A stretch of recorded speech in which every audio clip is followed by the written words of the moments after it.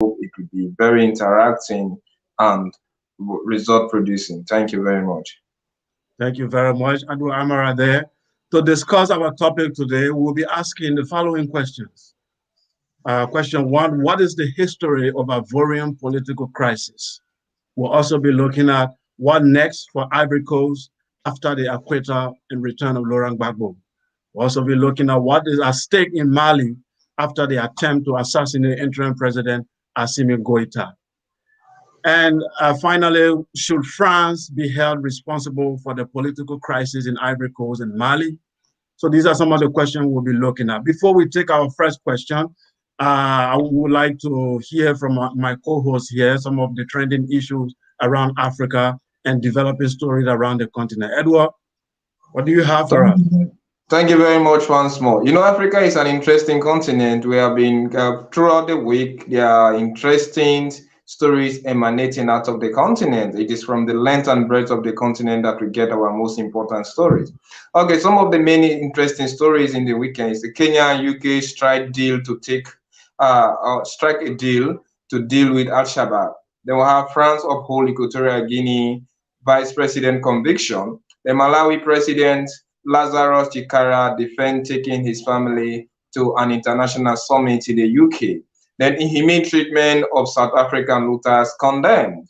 Then finally, another interesting one, the president of Tunisia, Kais Saied, sacks prime minister, suspend parliament, and threaten anyone who attempts to put the country democracy at stake with military action.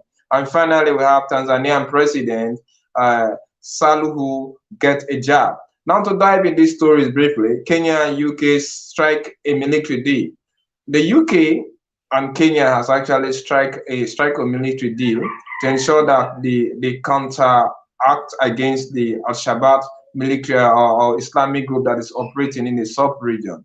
That Kenya has actually come under threat since 2010. They involved into the crisis in Somalia. Al-Shabaab have taken on them to be continuously attacking Kenya and destroying the terrorism movement that is going on over there. So the UK has decided to train some of Kenya's army and at the same time ensure that they are being fortified, protected against any attack of this particular Islamic movement in the sub-region.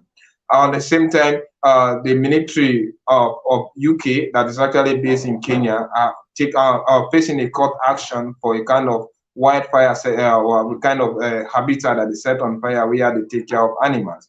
And another interesting story, we have Equatorial Guinea vice president conviction upheld by France. We all know that the president of Equatorial Guinea, Mbiang Nguema, has his vice president as his son, Todore Mbiang Nguema. And this particular son has been notorious or widely known across Africa for his lavish spending of the country's money, embezzlement, or one or other thing. So therefore, the court in France have actually upheld his conviction and freeze his entire assets and place him under sentence that he should pay $35 million or he's going to face a 5-year sentence imprisonment. Another one, Malawi president Lazarus Chikara defend taking his family to the UK on the summit. The president of Malawi decided to took his family to the UK International Summit. His son, his daughter, and his son-in-law were actually taken into the UK, including his wife, to attend the international summit. So the opposition parties and other human rights groups into the country accused him of nepotist act. He retaliated by saying that it is not a nepotist as all of these are government appointees and they are there to serve special government functionaries. In another development, inhumane treatment of South African looters condemned. We all know that there was a kind of broke out of wild in South Africa when then president and former president now, Jacob Zuma, was detained over a court action that he failed to attend when he was being accused of corruption. In response, his supporters in KwaZulu-Natal and Biangwa Province attacked, loot, destroy, and kill a lot of people. So the police force and other security units to the country arrested these looters and imprisoned them. Some women were actually going under maltreatment. So the Minister of Gender Affairs have condemned that though they did not condemn the action of looting, yet they condemn anybody who is maltreating people who have been accused of having committed a crime but not actually found guilty. Another development running down into the northern part of Africa, we have Tunisia president Kais Saied sacks prime minister, then threaten anybody who decide to undermine the country's democracy with military action. And he also lifted the immunity on parliamentarian members after he suspended the parliament. There is actually a kind of popular protest into Tunisia based on the handling of the COVID-19 crisis. A lot of people are dying and the economy of the country is at stake. So the president has decided to sack the prime minister, suspend parliament, lift up their immunity, and threaten his body with kind of military action. The civil society movement opposition leaders have called this action as an assault on democracy and think that the government or the government of Kais side want to lead another coup d'etat. In another final development now, we have Samia Suluhu, the president of Tanzania, have actually taken the jab and urged his entire fellow men and women to ensure that they take the COVID-19 crisis. He declared that Tanzania is not an island; they have to survive, and they must survive. They must actually be involved into the international strife against the COVID-19 by going ahead to take the jab and urge everybody to take it. Though our skeptics and former president now, who was late former president of Tanzania, John Magufuli, was skeptics of COVID-19 vaccine, saying he doesn't believe it, though he's a chemist by profession. So far, so good. These are the important stories emanating out of the continent of Africa. Back to you, Kelly. Thank you very much, Edward Amara. A lot of interesting story there. A lot of breaking news coming out from the full part of Africa, of the African continent. But for the sake of our broadcast today, we will be focusing on our topic of the day, Ivory Coast and Mali, the future of divided nations in West Africa. Let's take our first question now. What is the history of Ivorian political crisis? Amara, this one is an interesting question. The history of Ivorian political crisis. We all know everything, the Ivorian political crisis began in the 1990s. I would say late as 1994, after the death of President Félix Houphouët-Boigny, the first president of Ivory Coast. So there were constitutional crises at that time, and the rivalry for power and the succession of the president became an issue. It was between three political elites in the country. First one being Henri Konan Bédié, who was then heading the parliament, and he became the interim president at that time after the death of Félix Houphouët-Boigny. Then Alassane Ouattara, who is the current president, but was then prime minister. Then you have Laurent Gbagbo, who was the strongest opposition political leader in the country. So that crisis, eventually led to the 1990 coup, 2000 coup, where Guy Robert took over. And then eventually there was an election, disputed election, where Laurent Gbagbo became president in the year 2000. Then 2002, a rebellion broke out. They challenged the legitimacy of Gbagbo presidency. Then that became an issue around the sub-region. Eventually, they had election in 2010, another disputed election where both Alassane Ouattara and Gbagbo declared themselves winner of the presidential election. And that led to 3,000 people died as a result of that crisis. Yesterday, we found there was interesting news that Laurent Gbagbo eventually came back to the country, and he met Alassane Ouattara yesterday, and they struck a peace deal. They discussed the liberation of some political prisoners in the country. And then the future of Ivory Coast was also discussed, how they will foster the brotherhood and peace. So we can see that two things we can take away from the history of Ivorian political crisis. One, it was the issue of identity crisis. The Ivorian, like many African countries, had an issue of identity crisis. There was something in Ivory Coast in the 90s called Ivoirité. Ivoirité means Ivorianness. Who is the real Ivorian and who is not a real Ivorian? That slogan led to a xenophobic attack, led to tribalism. People from the northern part of the country, mostly Alassane Ouattara people, were considered foreigners, and from Guinea and Mali, that they were not indigenous to the country.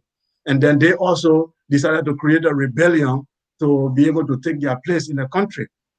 So the identity crisis is still, the country is still divided. We find today, even Alassane Ouattara, by the help of France, he became president. He also has done exactly what he criticized. His kinsmen are now in government. Everywhere, all the ambassadors of Ivory Coast are now his kinsmen. So history repeating itself. So very clearly, we can see what started a political crisis in the very beginning, which is identity crisis, is still there. It's still an underlying issue in the country. So we see them shaking hands in front of the camera. We see them making peace. What do you think, Amara? Is it real peace or is it just for the photo?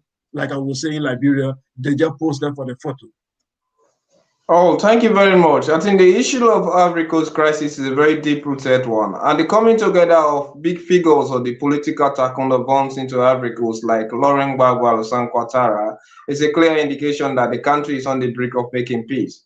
However, since it's a very deep-rooted one, it's something that is related to ethnicity and religious mentality. You cannot just judge it based on what we are seeing. Because we have seen this on numerous occasions where one leader will condemn the action of another one when he assumed power, also come into power. We know that when all about Ivory Coast problems started from the late Houphouët-Boigny, when he ruled Africa with power hand, and he did whatsoever thing to marginalize other tribes out of the politics and to ensure that they suffer a lot of humiliation and deprivation out of it. And most of those northerners are some of them, they consider them to be Burkinabés, some of them they are considered to be Malians, some of them are not to be considered to be Ivorians. So with that kind of huge power, hungry, or you have the kind of people who are actually leading the country with that power of mongering at, we saw that it's also emanated into something that was deep-rooted. We see a nationalist movement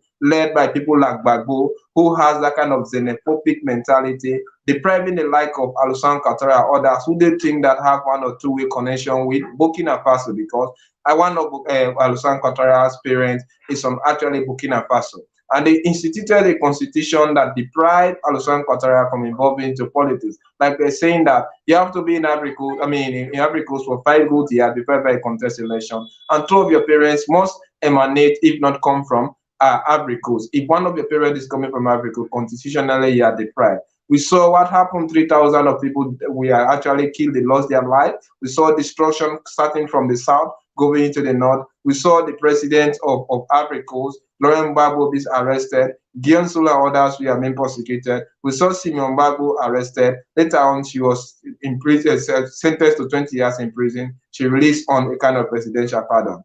Watching at this kind of scenario flowing, when you see Gbagbo coming, Gbagbo came as a peacemaker, but he still have an eye on the leadership in Ivory Coast. And we know that prior to his coming, because Alassane Ouattara won the 2020 election, he bound the like of Gbagbo coming into the country by passing that Gbagbo looted the African Central Bank before ever he could leave Ivory Coast. And because of that, he was deemed a corrupt person, and the court sentenced him amnesia. So when he came into Ivory Coast, he came there as a peacemaker. But I don't see this as peace, because you have seen deep-rooted people into Ivory Coast. You have those who Gbagbo forces victimize. And they are seeing that the coming of Gbagbo into the Ivory Coast without any persecution is like trying to establish the culture of impunity into Ivory Coast. And if the culture of impunity is being established into Ivory Coast, it means everybody can violate your right. So we are seeing people with deep-rooted sentiment, mixed feelings. Those who want to welcome Gbagbo, we are only because we are watching at a kind of total reconciliation. But there are people in Ivory Coast who Gbagbo forces victimize. So they think and feel that Gbagbo should be punished. Though the international court, ICC, International Court of Justice or Criminal Court, discharged and acquitted Gbagbo on grounds that he was not found guilty. In the first place, they said nothing like hate speech was heard from Gbagbo, instigating his supporters by then to kill the Ivorians. At the same time, there was no recorded evidence that his intention to actually remain into power, even though the UN and other international bodies sanctioned the election that it was actually won by Alassane Ouattara, there was no kind of clandestine plan that Gbagbo actually planned to kill, because all of them. It's not peace. Yeah. Thank you very much. Let me hold you there and try to highlight some points. Now, we are looking at the history of the political crisis itself. We know very well that the xenophobia attack that you talk about, the tribalism, the identity crisis, was the root cause of the Ivorian political crisis. And it started from Félix Houphouët-Boigny, and it coming down to Henri Konan Bédié. He did not try to create nationalism, he also dwelled on tribalism to rule. Then we see the coming in of Gbagbo. Gbagbo also kind of used that same tribal card to go around and say these people are foreigner, these people are not foreigner. Then we see Alassane Ouattara, who was a victim of tribalism, is now in power and is doing exactly the same. He's exactly the same from the prime minister down, all are people from his tribe. Now, then we see that the historical problem has not been solved. Now, that goes to the issue of the constitution. We all know very well that Laurent Gbagbo, during the election dispute, the Constitutional Court, which is the highest court in the land, like the Supreme Court, said that Laurent Gbagbo was the winner of the election. And we know in any country, the Constitutional Court, the Supreme Court, is the highest decision-making body. Whatever they say, nobody can, how they call, counter that. We saw it in the US in 1998 between George Bush and Al Gore. It was the Supreme Court that made the final decision. But in the case of Ivory Coast, the international community decided to violate the constitution of Ivory Coast and said Gbagbo have to leave. So Gbagbo was illegally removed. Then Alassane took over. Now Alassane also took over. We agree he's not the president. He won another election in 2015. But Alassane has gone again to violate the constitution and remain in power for the third term. Do you think the history, these people have not learned from history, and the political crisis is still looming? The violation of constitution and the tribalism, these two things that started the crisis in the first place, is still continuing. So is there any bright future at all? The future of Africa is actually bleak based on historical factors and seeing the careful manipulations Alassane Ouattara is implementing. Though he has succeeded to manipulate the constitution for him to run for third time, that is a very bad precedent set up into Africa. Because we know that the other president that came into Africa, okay, Wilbur was the kind of, he's the independent father of Africa. He ruled Africa for quite a long time. And when he lost power, but after his death, we saw the Speaker of the House coming into power. But then Alassane Ouattara was high in the power, but being that he never had that kind of absolute support from the government in terms of the military. The Speaker of the House took over power. He fled Africa subsequently. He came back and contested election against Laurent Gbagbo. Laurent Gbagbo won the election. 2 years later, there was war erupted into the country, and Alassane Ouattara, his forces were being accused and attacked. He also fled the country subsequently. So up to now, everything that he condemned is the same thing that is happening. That is why I'm saying the future of Ivory Coast is actually bleak based on the prevailing circumstances. I think Alassane Ouattara has already violated the constitution by entrenching himself in power, conducting a fraudulent referendum into the country that empower him. Now he's about to leave. The man, he was born in 1942. 18 years before Ivory Coast independence. And Laurent Gbagbo was born in 1945, 15 years before. So these people are living on borrowed life. They are no longer swimming with the present mentality of the Ivorian. You have young, energetic demographic into Ivory Coast. Unfortunately, those who are leading the country do not even have the sentiment, because these are old folks who are near their grave. They can even make the decision that will empower them. I think that Alassane Ouattara feel and think that the only way his security can be protected, maintained, and enforced into Ivory Coast is still when he continues to maintain power. And Gbagbo actually came with the intention to contest election, because his party almost always recognized him as a kind of forerunner for the party, and he still has popularity. So based on all those precedents, the future is very bleak, and I believe that Gbagbo will definitely intend to contest election. But as long as there is religious sentiment into their political crisis,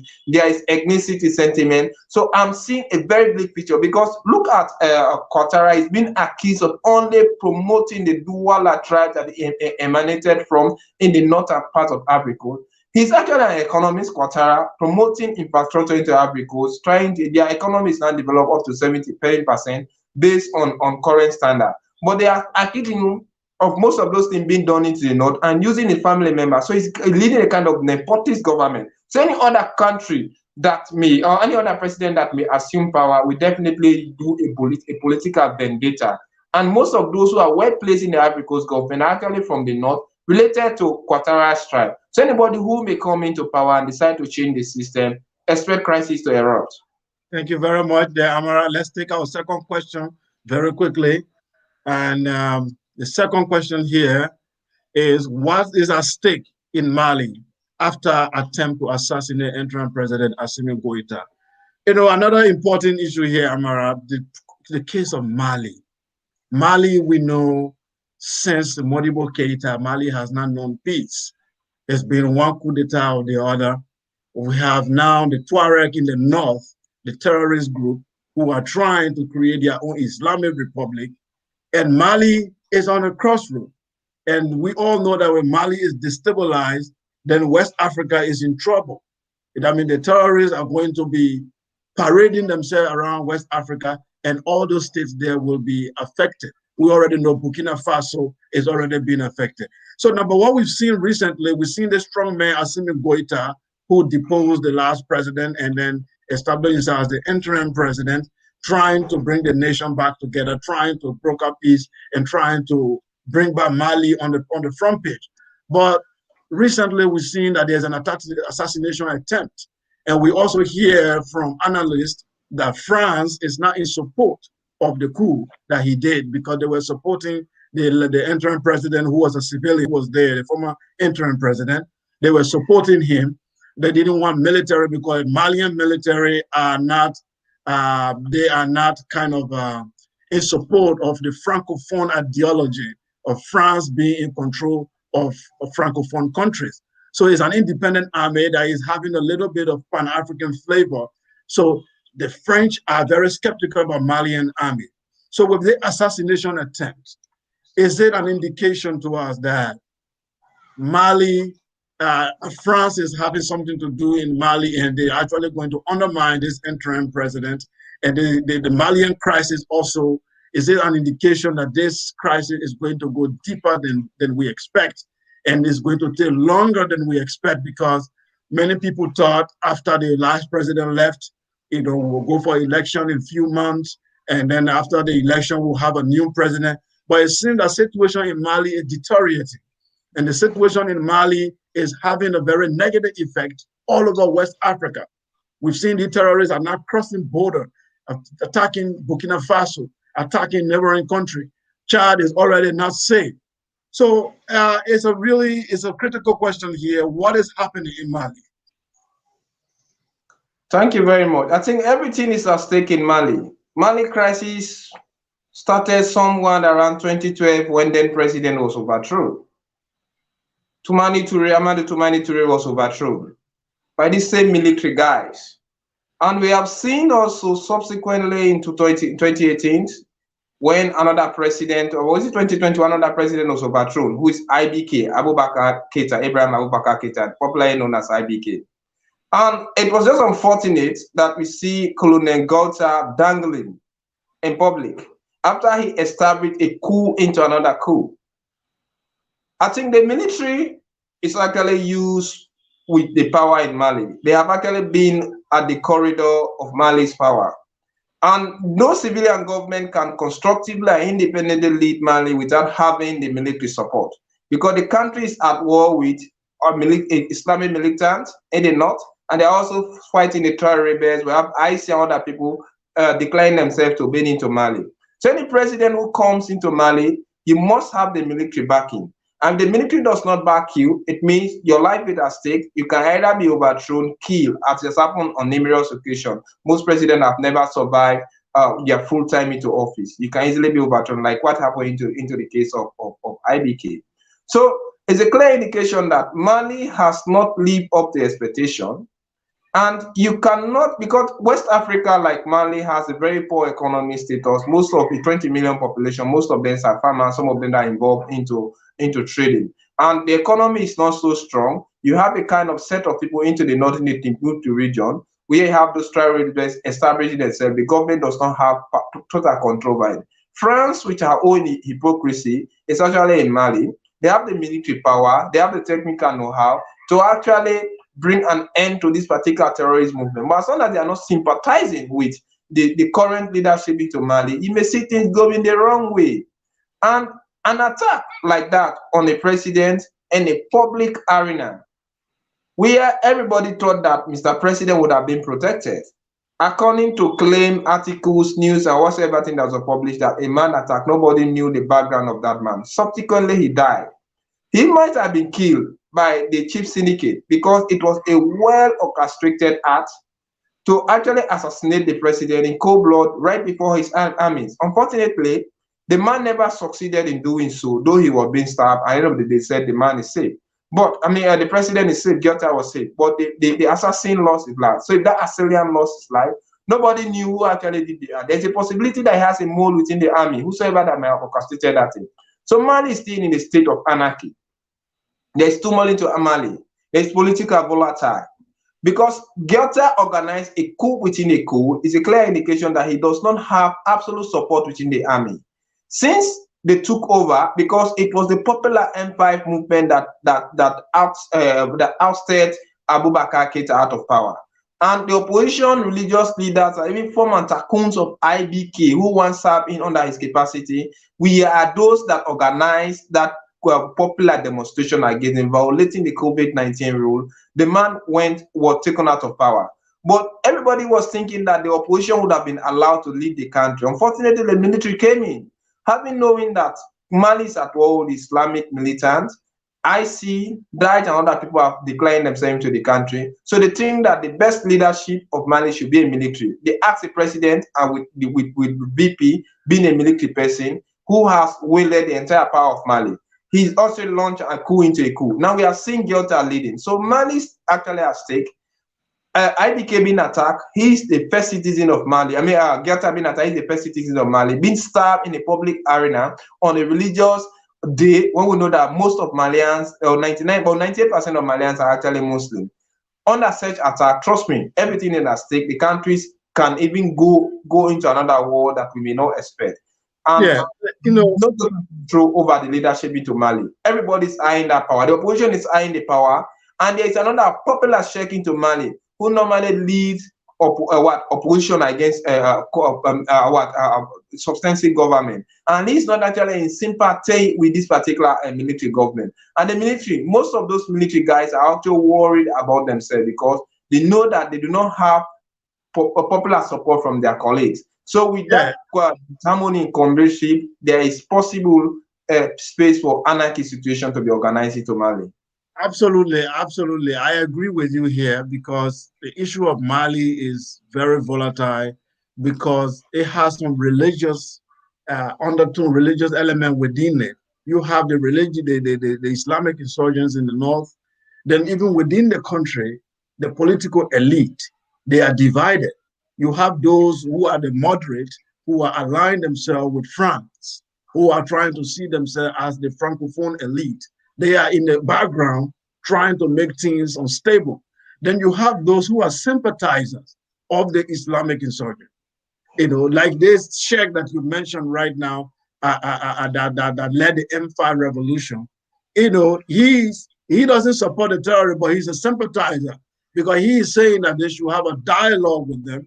They should sit down with the terrorists and have dialogue with them instead of confronting them militarily. So you can see very clearly that there are people within the government or in the civil service who are sympathizers of the terrorists in the north. And you have people who are the moderate elite who are aligning themselves with France. So the issue of Mali is becoming complicated day and day. It's like we are creating another Somalia right in West Africa. It's like we are creating Somalia. And what is disturbing me, my brother Edward, is like the powerful countries we have in West Africa and Africa, they are doing nothing. Nigeria itself is even struggling to breathe. Nigeria, that should be like almost the first military power on the West African sub-region. Nigeria can defeat Boko Haram. Nigeria itself is struggling to breathe. Then we have Mali in this crisis, and other African countries are just sitting down watching as if this crisis will not come to their door. What is the political strategy here of our leaders towards Mali crisis? Because I've not really heard anything from ECOWAS or what they are trying to do. I heard a little one or two dialogue here and there, but what are they really doing militarily to stop this attack? Because we see in Southern Africa, while you were reading the news here, that some Southern African nations are now sending troops in Mozambique. Are now sending troops in Mozambique because there's another terrorist attack there that is affecting their sub-region. Now we know that if Mali falls to terrorists, All of West Africa is doomed. So what are African countries really doing? Are they really feeling this threat? Or they passing around, going to Paris, having meetings, doing things without really worrying that they have terrorists right to their doorsteps, that we could be enslaved tomorrow, that all of our countries tomorrow could be destroyed. They don't see it as a threat. Because if one European country is attacked by terrorists, all European nations, they make it as an emergency. You see security meeting everywhere, and there's an emergency. Why do you think West African countries are just relaxed while we have terrorists at our doorstep and Mali is being eaten up day by day? Oh, thank you very much. This is very interesting. You see, when you watch at the political organization into West Africa, we have West Africa Economic Community of the Economic Community of West Africa State. That is ECOWAS, and Mali is one of the constituents that form that particular community. Unfortunately, West Africa is deeply divided. Corruption, poverty, everything is just so complicated about our continent. And we have stable government into West Africa, but they have their own economic and political crisis, though they may not be involved in fighting war. But there are certain things our leadership should actually prioritize, like what is happening to Mali. Because what is happening to Mali, as you rightly said, should Mali fall to terrorist movement, it means the entire West Africa is at stake. Because Mali has 20 million people, it's a vast country by land, arguably by land, it's a very vast country. And Mali share boundaries with a lot of other countries into West Africa, that even our political situation will be endangered. You may decide to call Nigeria. They are the big brothers of Africa and our immediate big neighbor, that we may think that under certain circumstances like that we should come. But look what is happening today in Nigeria. They have an 80-something years old president who has lost focus on his leadership. I think most of what is happening today in Nigeria is actually being done by those who are around Muhammadu Buhari, because he's an old person, a sick-striking person that he does not have total control by it. You have seen kidnappers taking people on a daily basis, demanding for ransom. You have seen the MNJD, you have seen the Salafist movement, and you have seen Boko Haram into Nigeria. So Nigeria is unable to actually control our own total political situation, and the country is in a chaotic situation. The economy is no longer booming and it used to be, because they depended on a monopolistic system of economic system where they only depend on crude oil. When the crude oil fall price into the world market, you see Nigeria economy dwindling down. The military is not actually have that total control over what is happening in the Zambeza forest in the Mandukuru region. So all of these things are happening. So you cannot expect West Africa to come to our aid. We have seen on numerous occasions where the president of Chad, Idriss Deby, lost his life, and he was one of the president. I do not actually respect his leadership style, but I respected his combative nature, because he succeeded in controlling Chad, though the same way he came into power is the same way that he left power. And that man is no longer, Idriss Deby is no longer alive, but his son has taken over Chad. But Chad, surrounded by Mali, is also in another political crisis. Niger does not have that strong political capacity. Now they are fighting Boko Haram. You are seeing Cameroon is being affected by Boko Haram. Nigeria is being affected by Boko Haram. And these are Mali immediate neighbor that we are thinking, even Ivory Coast on numerous occasions have also come under fire. We have seen the immediate neighbor, Burkina Faso, have been attacked by terrorists, taking hostage people who have gone there on international conference meeting and whatsoever thing. So West Africa is just involved in the total crisis. We are even seeing ECOWAS, that we have ECOMOG over there. These are peacekeeping forces that we are expecting to be into Mali. Unfortunately, it's a kind of bulldog organization that back, but they do not buy. But come to think of it, most of the policy governing this international organization is a kind of non-interference. And Mali does not want anybody to interfere into our politics. Perhaps if they had invited ECOWAS on their own volition for them to intervene into the Mali political crisis, and they apply certain things like that. But mind you, France is there. France is indirectly benefiting from the political volatile situation into Mali. And she's always boasting that she can end the political crisis into Mali. She has not been able to do it. That. Of late, I have seen into news like Emmanuel Macron is threatening to take away his troops out of Mali. And if France take away her troops out of Mali, what is going to left? So West Africa current political situation, the COVID-19 and whatsoever thing does not create any solid background for them to intervene into the Mali political crisis. So if they cannot sit on their own, I am afraid. Thank you very much, Amara. Like you said, we are wondering why ECOMOS should go do peacekeeping in a country that is at war with terrorists and people who are killing and willing to destroy our civilization and our country. You don't go do peacekeeping with terrorists, you go to fight and eliminate them. We'll take a short break now. Please stay tuned, viewers. We will be back. And when we come back, we'll read some comments and we have some more questions to discuss here. So please stay tuned.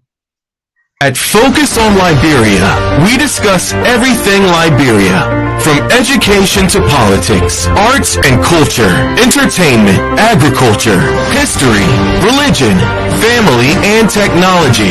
Focus on Liberia uncovers and showcases the best of Liberia and shows the world the truth about Liberia. We educate, elevate, and promote all things Liberia. We conduct interviews, panel discussions, debates, and more.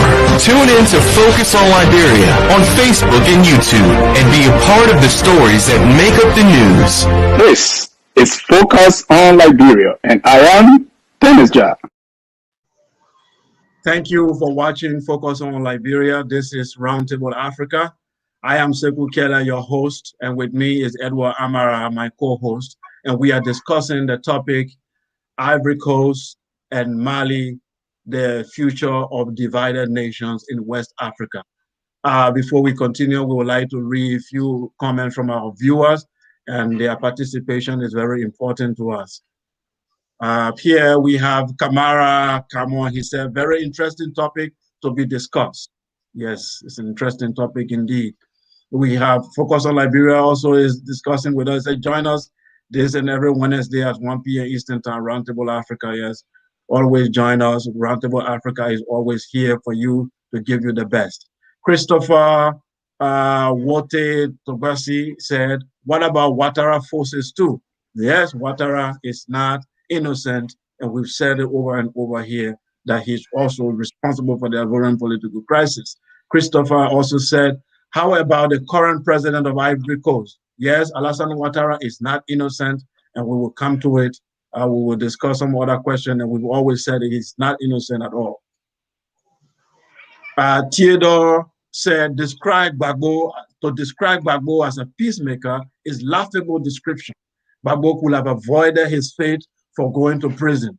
Gbagbo could have followed common sense by respecting the rules of democracy. Thank you for your opinion there. Some people might disagree with you. It's still debatable whether Gbagbo did the right thing or not. Your characterization of Gbagbo winning the election and the international community forcing him out of power. Well, I didn't say so. I only explained what happened, and it's left for everyone to judge what really transpired in 2011. We try to be objective as much as possible. When you explain what happened, people have to decide what is true or false. President Gbagbo was the clear winner of the 2010 election. Okay, that's Christopher Tobasi there. Isaac and said, Gbagbo is the man. If he had the intent to take part in any elections again, I think Ivorian must make him their leader again. The whites always influence the decision of Africans. It means the white people always influence the decision of Africans. Isaac again said, it is not only Ivory Coast has a bleak future, it is the entire African future that had been widespread by the white. Well, what he means there. Sizwe CFA said, will you say the same to Ouattara when he also goes for the third term? Will Ouattara be respecting democracy? I think he's discussing with somebody there. They are exchanging their own views there on the topic. And then Isaac Bayan said, Edward Amara, I agree with you 100% over West Africa has been divided. Corruption has eaten up West Africa. That is so true. Isaac Bayan again said, Gbagbo is the man. If he had the intention, I think we've read his comment before. So thank you very much for the comments there. Thank you and always participate. It's very, very important for us. And we also appreciate your comment as you take part in our discussion. Edward, what do you think? Some say very quickly in 1 minute before we go to our next question. Some people are saying, look, you can't hold only Gbagbo responsible. Ouattara is also responsible. What do you say about that? I think I agree with him because it was a kind of a conflict of interest. Both Gbagbo and Ouattara's forces took arms ammunition against the innocent civilian. That was why when he presented Gbagbo to the International Court of Justice, saying that he was responsible for the atrocities that happened into Ivory Coast, I think the man was discharged and acquitted, and there was no substance against him. And now he's back. We are expecting peace and reconciliation to reign into the country. So I can't agree with him more. Absolutely, I share the same view. You know, every two fight, when you have two people fight, definitely you can say, you know, you hold one person responsible. It was two people that fought. So definitely, when there are victims or there are casualties, the two people, first of all, are suspects. Then when they go before court, we will know who is actually guilty or not. In the case of Gbagbo, we already know that International Criminal Court said he's not guilty. So it's left for the public court of public opinion to decide. Our next question here, pop on the screen. We have a next question. Sorry, we have a little glitch there in the background. Okay. What next for the Ivory Coast after the acquittal of Gbagbo? Just what we were discussing. Amara, here's the situation. We had an election in 2010-2011. The election commission said Alassane Ouattara won the election. The Constitutional Court, which is the Supreme Court, said Alassane Ouattara lost the election after they annulled and canceled some votes or some polling station in Alassane Ouattara's stronghold because they said there were some malpractices there. Then they declared Laurent Gbagbo the winner. Now, there was the dilemma. Do we respect the Constitutional Court, the Supreme Court, or should we respect the verdict of the Independent Election Commission? Would the Constitution allow to actually conduct this election free and fair and then pronounce the winner? And they did exactly that. But the Constitutional Court said the Election Commission did not do their job properly, so Laurent Gbagbo is the winner of the election. Now, fast forward, we know what happened. The international community backed Alassane Ouattara. They bombarded the presidential villa. They captured Gbagbo and gave them to Alassane Ouattara forces. And then Ouattara became president. Now, Gbagbo was charged for war crimes taken to the International Criminal Court of Justice. He was accused of war crimes, violating constitution, killing 300. Did not find Gbagbo guilty. They said he was innocent. He was discharged and acquitted. What do we say now? Is Ouattara responsible? Or the history should just be hanging like that and say those people died just like that? There was no one to be held responsible. The issue of justice will be hanging in the air. Gbagbo has returned back home. He's tried to make peace with his people, tried to make peace with the current regime. We saw him yesterday shaking hands with Alassane Ouattara, saying that he's here to free the political prisoner. But the question that the young people are asking in the street, who won the 2011-2010 election? Who is, because whoever won that election is definitely the legitimate president of that time. Then the rival will be the one who is guilty for the crime. So now the ICC said Laurent Gbagbo is innocent. Should we now say Alassane Ouattara is responsible for the 3,000 people that died? Or should we allow history to judge this case? What is at stake as Gbagbo returned to Ivory Coast? Edward. Thank you very much. I think the scenario you explained are so interesting and intriguing. I think everything is just at stake. In the first place, we know Gbagbo lost the election according to the Independent Electoral Commission of Ivory Coast. The Constitutional Court declares Gbagbo to be the winner.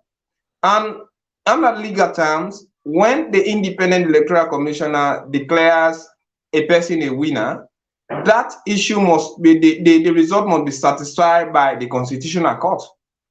And if the Constitutional Court declare to confirm that particular result, then that person does not win. But if it ratifies the result, then he becomes the winner at the end of the day.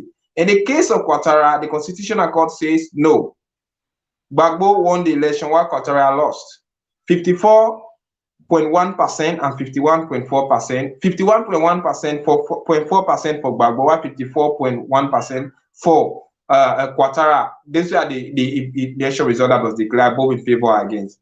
Unfortunately, because the election was actually conducted on the premises that whosoever the international community, the UN and other decide, whatsoever result they sanction is the result that should be respected by the country.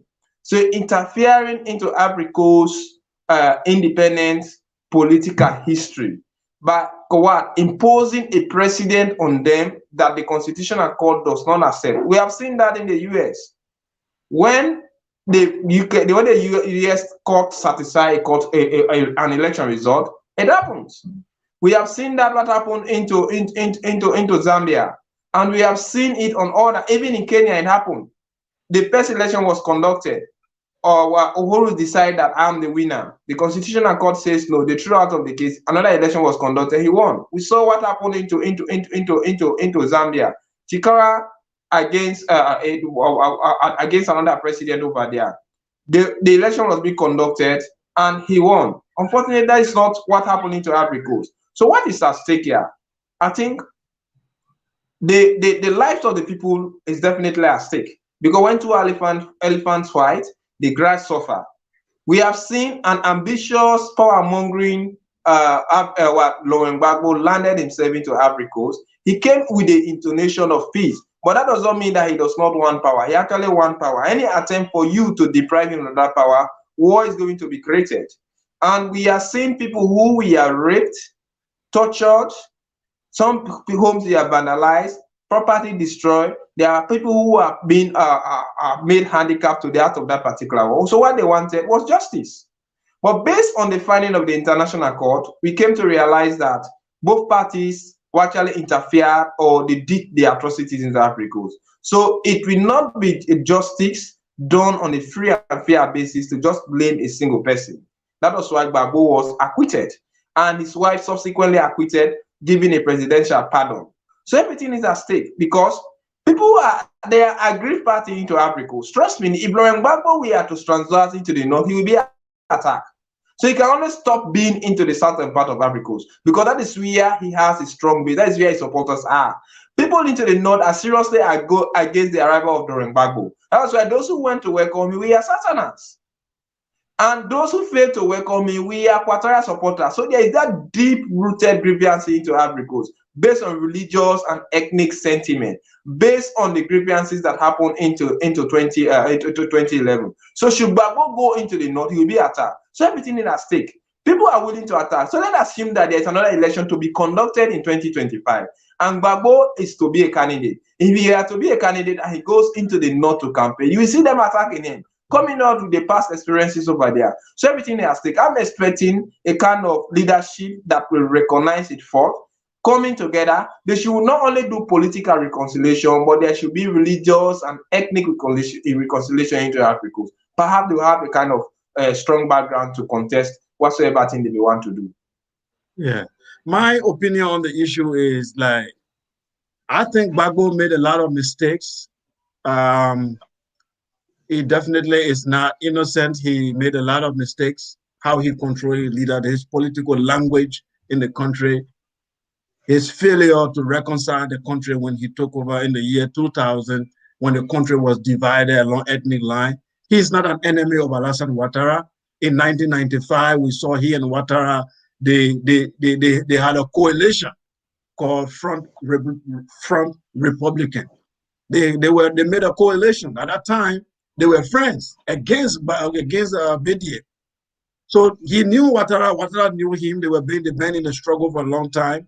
In fact, there was a time where the constitution was amended to remove Ouattara from the election, the 1990, I don't know, 96 election or so.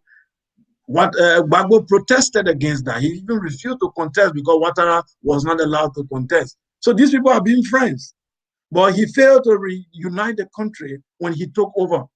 So that deteriorated. Gbagbo made a lot of mistakes, but as far as we are concerned today, history is on the side of Gbagbo. History is on his side because he has gone to The Hague, he has been vindicated, he has been acquitted.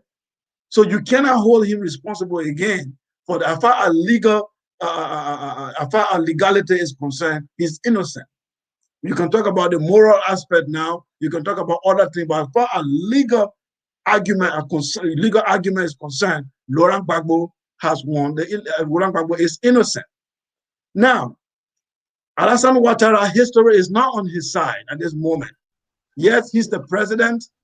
Yes, he's in his third term. Yes, he has the support of the military, but he's standing on what I would call in Liberia, we call standing on a bamboo stick over the river that can break any moment. His entire life depends now on France. It depends on what the French say to him. It depends on the French intelligence, the French army, French military. That's what he depends on right now, not his surrounding. So he's feeling insecure right now. And history is not on his side. History is on the side of Gbagbo. So the return of Gbagbo, for me, it poses a lot of historical questions that we already highlighted already. And the only way to resolve this, the only person that can solve the issue in Africa right now is Gbagbo himself. If Gbagbo decided to become a statesman and say, look, I'm pulling out my political boot, I'm pulling out my political gloves, I've done my part to move this country into modernity, and then I've done my own part, and I've shown the way how to fight for democracy, for sovereignty, and now I will become a model to raise up young people that will take over after me. Gbagbo might likely join the host of ancestors that we call Pan-Africanism tomorrow. But if Gbagbo goes back in the political ring, I don't know what might happen. As for Ouattara, we know he's gone through a lot of struggle. We know that a lot of injustice was done to him based on ethnicity and religion. But we know, politically speaking, apart from those sentiments, he is not a person who is in the interest of Africa. He's a neo-colonialist. He's a person who plays in the book of the neo-colonialist. And he's a person like Felix Houphouët-Boigny, ready to sell Africa to white people as long as he remains in power. So history will not treat him well, but he also has a responsibility today to say Gbagbo has returned. I myself have to pull out my political boot and take some responsibility, hand over this country to the next generation so that they can start from where we start. If Gbagbo can do that, then history might treat him well a little bit. But if he decides to become power hungry, he wants to hold on to power, I think he might go down also as one of the worst neo-colonial leaders on the continent. The next question now will be, should France be held responsible for the political crisis in Ivory Coast? Before I add my own comment, I'll let you come in, Edward Amara. France, we all know. We all know. Everybody talk. You mentioned France several times today about Mali. You mentioned France several times today in the Ivory Coast crisis. And it's always difficult to disassociate France from the issue that happened in West Africa, especially in the Francophone. Should we hold France responsible? Thank you very much. I think normally we tend to blame parents whenever the child goes astray. So irrespective of what happened, you must blame the parent. But I think we are not only blaming the parents, we are considering Ivory Coast to be a child of France, because France is actually responsible for everything that is happening today in Ivory Coast, including Mali. You know, we have seen them supporting regimes that are not in favor of the country itself because they believe in extortion. France can support a political regime into Africa, especially in her colonies, as long as she's directly benefiting or indirectly benefiting from that particular leadership. They did that in favor of Houphouët-Boigny, reason being we are directly benefiting from the natural resources of Ivory Coast. They did that in favor of the Gbagbo, but when Gbagbo lost his tie with them, we saw them supporting Ouattara. And we have also seen Ouattara into power, manipulating the constitution. France is there because we are expecting a robust. We do not only expect condemnation in theory. It should be in practical.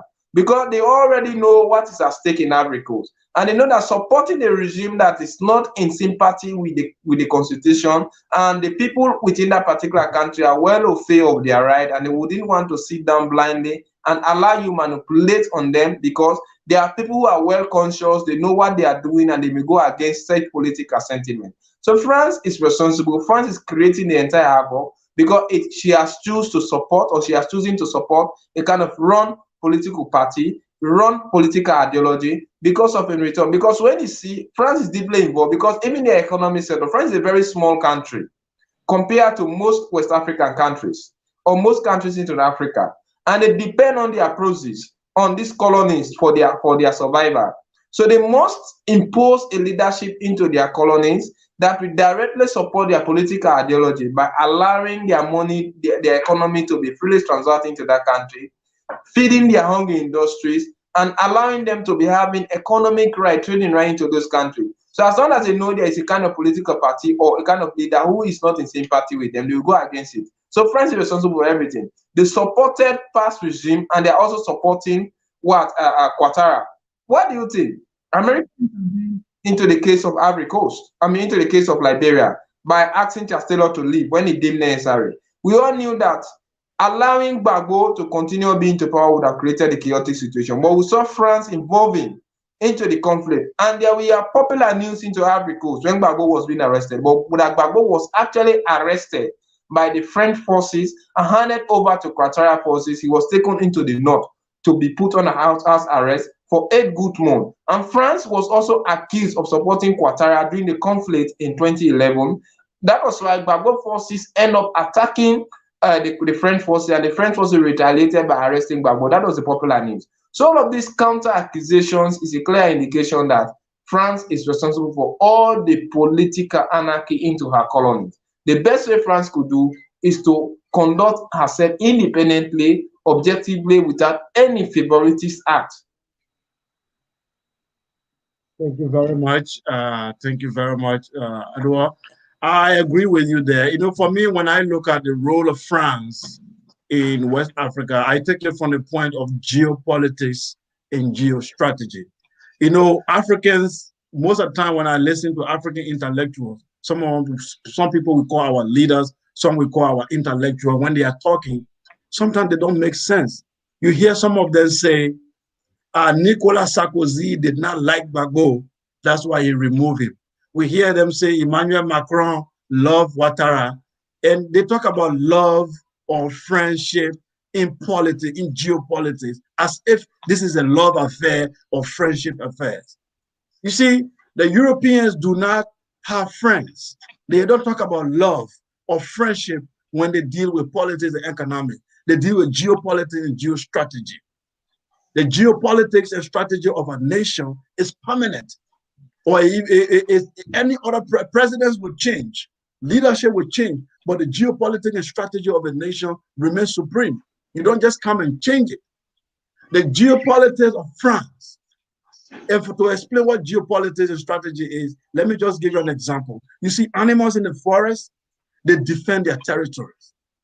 Some they use by odor, some use sound, some use some force to mark their territory, so that if anybody violates their territory, they will respond violently as much as possible. They will use necessary force to protect that territory.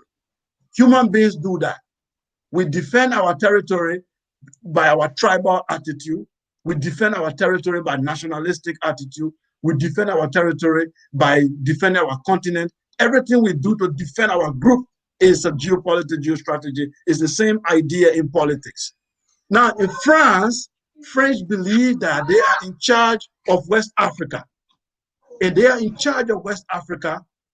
They are in charge of West Africa, and they have territories in West Africa. The Francophone countries are considered their territories. So anything that violates that territory, that place they are getting money, they are getting resources, they will use necessary force. Even if it means the death of 1 million people, they will do it just to protect their interests. When you hear America say we are protecting our interests, France say we're protecting our interests, it's the language of geopolitics and geostrategy. So it is not about the hate Gbagbo. It is about their geopolitical interest was at stake. They feel that some of the moves that were made at that moment did not favor their strategy. So they need to eliminate certain individual and put in somebody that they love. This is the way these people operate. It's not about they love or they don't love you. When I hear some people say America doesn't love George Weah or Biden or this and that, it's not about love. It's about their geopolitics and their geostrategy. What does it say at the moment? They have a playbook. They look at the book, what favor at this moment and what's the strategy? African thing is a love affair. Oh, the American president loves us, or he doesn't love us, or he invites us to dinner or not invite us to dinner. All these things are inconsequential. It is about what is the geopolitics. If you know the geopolitics of France, you know how to counter them. As far as they are concerned, Mali is their territory. If you understand how the independence of Francophone country happened, you understand what I'm saying. It's called independence within interdependence. So they are in charge of this Francophone country. So anything that affected, like the ECHO, when African country wanted to produce the ECHO, you see how the Francophone country destabilized that idea, and then they want to create their own safer ECHO by the help of France, because France is protecting its interests, its geopolitics and strategy.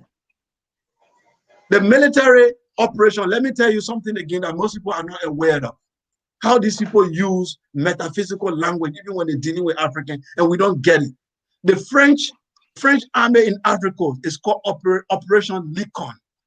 Operation Likon. You know what Likon is? If you find in English, Likon is unicorn. Unicorn is a mythical animal.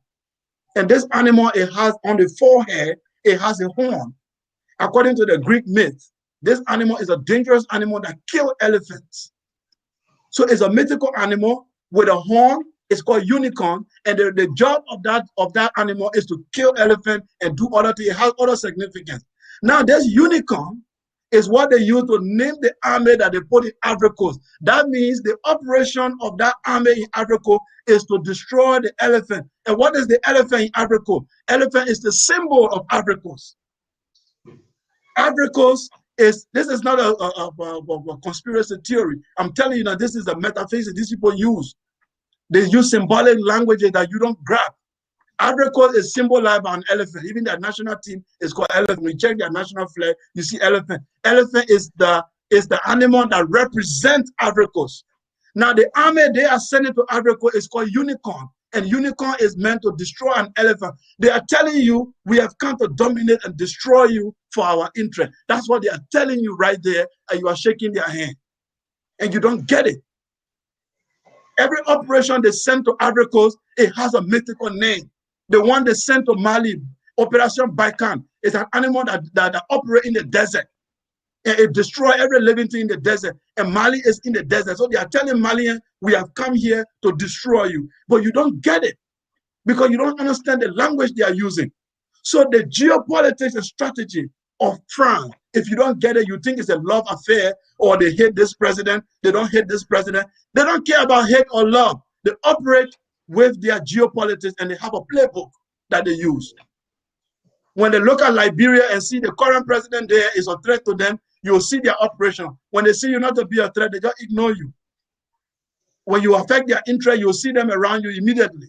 So that's how these people operate. It's not about they love you or they don't love you, or they take picture with you. That's not it. So France is protecting its interests, and that's the geopolitical strategy. And as long as Africans did not develop a geopolitical strategy to defend their territory, we are not going to survive. So thank you very much for taking a lot of your time. I will let my co-host, Edward Amara, to give a closing statement, and before we say goodbye for the day. Edward, what's your closing statement? Yeah, thank you very much. I think this is a very interesting program that we have today. On the issue of Mali, we are expecting France to conduct herself independently, and if peace and tranquility is to be restoring to Mali, then the military should be willing to take the defensive area instead of eyeing the political throne of Mali.